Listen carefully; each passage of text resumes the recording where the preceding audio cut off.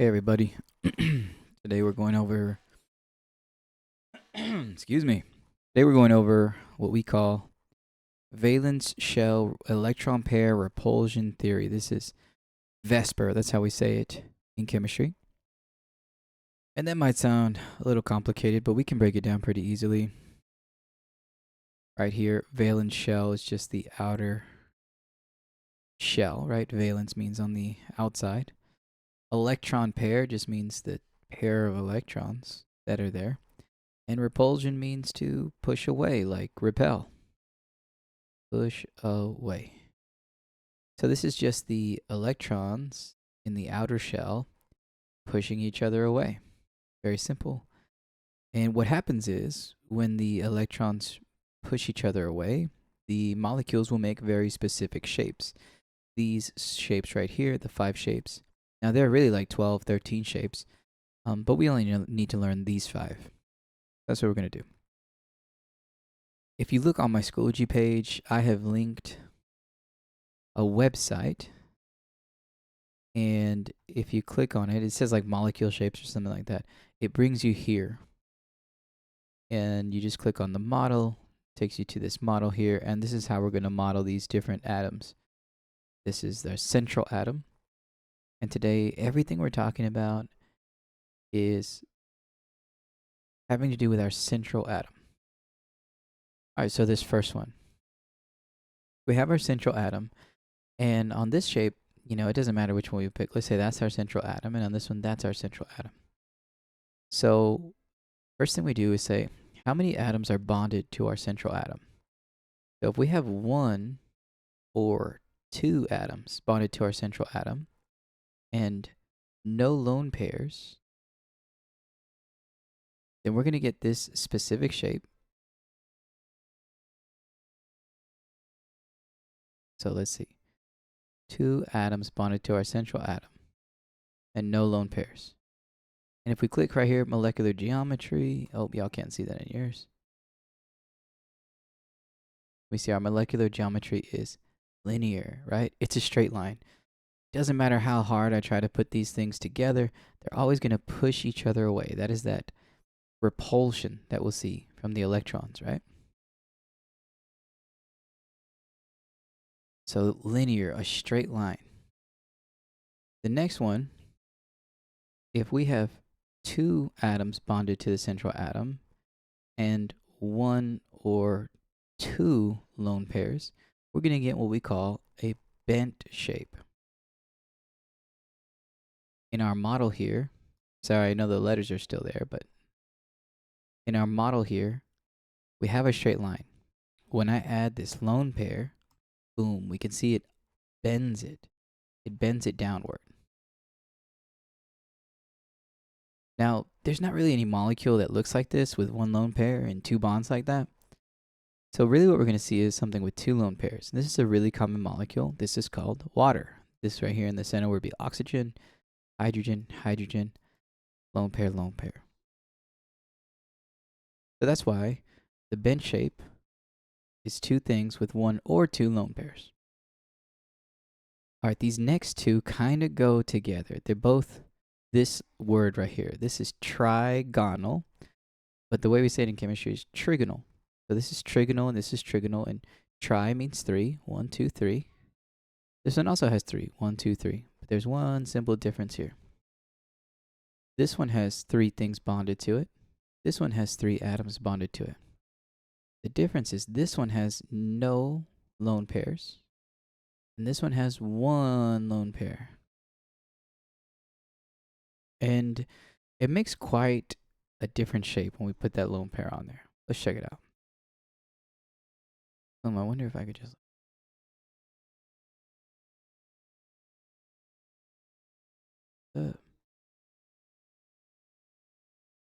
let's try this out. First, 3 things bonded to the central atom. Now, why is this called trigonal planar? Well, 1, 2, 3, try, and then we turn it to the side, we see it's flat. That's what we mean by it's planar, like in math, a plane is flat. Now, what if I add a lone pair? We see it immediately bends down into what we would call a pyramid. So without the lone pair, this is called trigonal planar. And with a lone pair, this is called trigonal pyramid. See our little pyramid right there?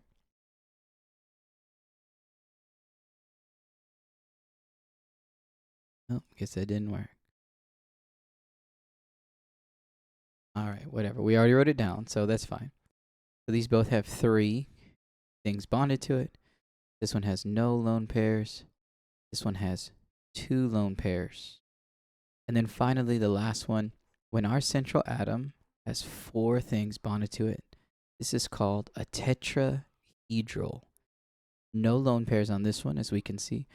If you were a little confused, some people were confused, like, hey, what's a lone pair? It's when we got these extra dots here, right?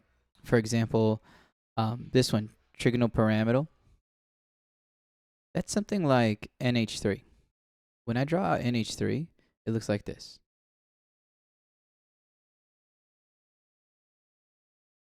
And it has a lone pair right there, right? That's because nitrogen has 1, 2, 3, 4, 5 valence electrons. So it's going to end up with a lone pair. So that's that one right there.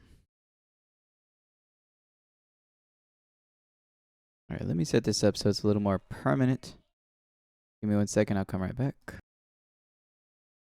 Okay, there we go. And then I don't think we showed the tetrahedral. Let's look. Okay, so this is 4 things bonded to the central atom, gives us a tetrahedral. This is also an extremely common molecule. This is called methane, if I could draw it over here for us real quick. This is like CH4. Like carbon bonded to hydrogen 4 times. And you know, when you get more into chemistry, you learn a lot more about carbon. It's very important. It makes up pretty much everything. And this is the simplest form of carbon that we have. It's called methane. That's what you burn natural gas out of.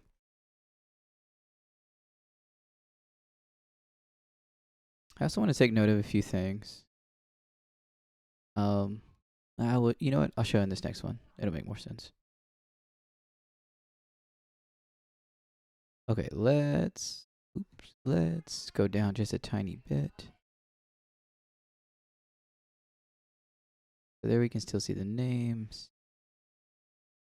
All right, let's look at this one over here. This is CO2. It's drawn out for you there. And the first thing it asks you to do is to give the bond polarity. So let's check the bond polarity. We can do that by checking out our electronegativity chart. Now you'll be provided with this when you take your tests or anytime you need it at school. Give me 1 second. Oops, sorry, I had to walk away for a second. I'm back. Okay, let's look at our electronegativity chart. So we need to find oxygen and carbon. Over here we see we've got oxygen is 3.5, carbon is 2.5. So let's write that down, and we always want to write the big number first. So oxygen is 3.5, carbon is 2.5. If we subtract those, 3.5 minus 2.5, you put that in your calculator, you're going to get 1. If we look at our chart one more time, we'll see down here that 1 is between 0.4 and 1.8, and so that's going to be a polar bond. Right here, this is polar. Now, what is the shape? So we always want to look at the central atom. Now, to be clear, we're looking only right here at carbon, right? We don't care too much about these oxygens out here. All we know is, okay, carbon is bonded to 2 things, right? So let's look up here. When something's bonded to 2 things, atoms around the central atom, here 2, here 2. So this can either be linear or bent. What's the difference between linear and bent? Linear has no lone pairs, and bent has 1 or 2. So how many lone pairs are here? Some people would look at this and say, oh, we got a bunch of lone pairs. There's 1, there's 1, there's 1. But we don't care about the lone pairs on the other atoms. We only care about the lone pairs around the central atom. And right here, there are no lone pairs. What is a lone pair? There are no dots. There are no electrons, right? We don't see any because there are none. So how many lone pairs are around carbon, the central atom? None. So this is a linear shape.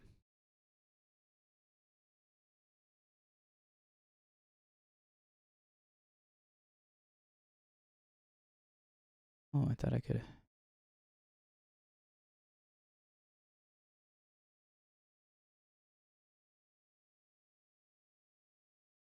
All right, next one, H2O. Now, I already said a bunch of times water is polar, but just to be sure, let's look at our chart and make sure. Look up at our electronegativity chart. We already said that oxygen was 3.5. There it is, 3.5. So we know oxygen is 3.5. And then let's look up hydrogen. Hydrogen's right here, 2.1. Bigger number always goes first. If we subtract that out, get your calculator, you'll get 1.4. 1.4 right here falls between 0.4 and 1.8. So this is a polar bond. But we already knew that. It's water. Water is always polar.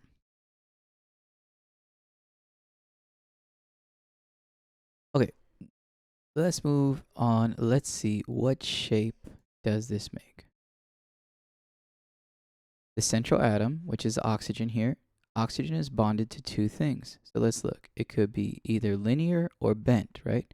Because it's bonded to two things. We're looking right here. Does the central atom have a lone pair? Yes, the central atom has two lone pairs, one right here and one right here. That's kind of ugly, but you see them there, right? So two lone pairs, two things bonded to the central atom. This is a bent shape.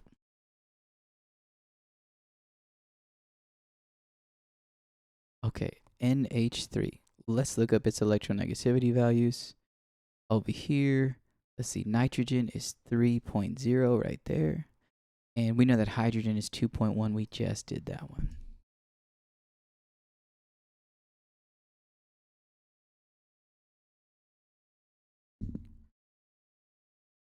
Again, nitrogen is 3.0, hydrogen 2.1. We subtract those out, we're going to get 0.9. 0.9 falls on our chart as between 0.4 and 1.8. So this is a polar bond. Now, what shape does it make? We can see that nitrogen, the central atom, is bonded to 1, 2, 3 things. When something is bonded to three things, it is trigonal. Right here, this word trigonal. Trigonal. So here it is. It's either going to be this one or this one. What's the difference between these two? One has a lone pair and one does not. So does our central atom down here, does this have a lone pair? Yes, it does, right there. So one lone pair, three bonds. It's not this one. It must be this one. Trigonal pyramid.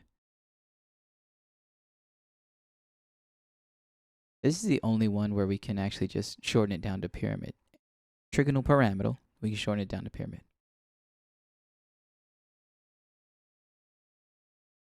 Look at these two, CH4 and CH3Cl. So we already looked. We know that carbon has a bond polarity of 2.5, because that's what we got here. And we know that hydrogen has a bond polarity of 2.1. If you didn't remember that, just look on your chart.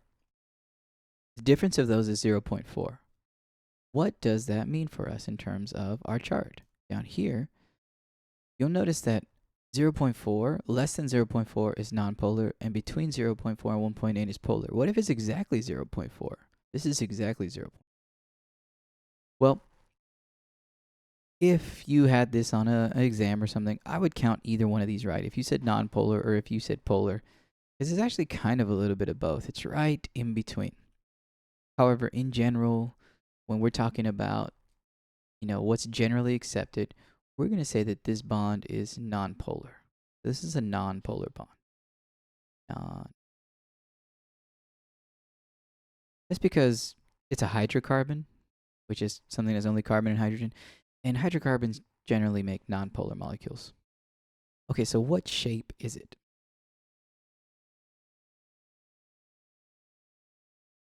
So when we're looking at the shape, again, we look at the central atom and we see how many things is it bonded to.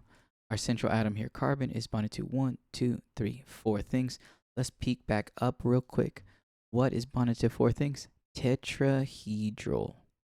Tetrahedral is the thing that's bonded to 4 things. So that's what this is. Tetrahedral. Okay, last one here. Now, we already said a carbon-hydrogen bond is nonpolar. So on this one, that's not going to be any different. That is nonpolar. However, this bond could be different. We can have multiple types of bonds in one molecule. Let's look up chlorine. Chlorine is right here, 3.0. Carbon, 2.5. Let's subtract those out, see what we get. Chlorine, 3.0. Carbon, 2.5. We get a difference of 0.5. Now, this one's close, but it's clear. 0.5, whoops. 0.5 on our chart is between 0.4 and 1.8. So that is a polar bond. So we got one nonpolar bond and one polar bond. What shape does it make? The central atom is bonded to 4 things. This atom is bonded to 1, 2, 3, 4. So, same as this one. This is a tetrahedral.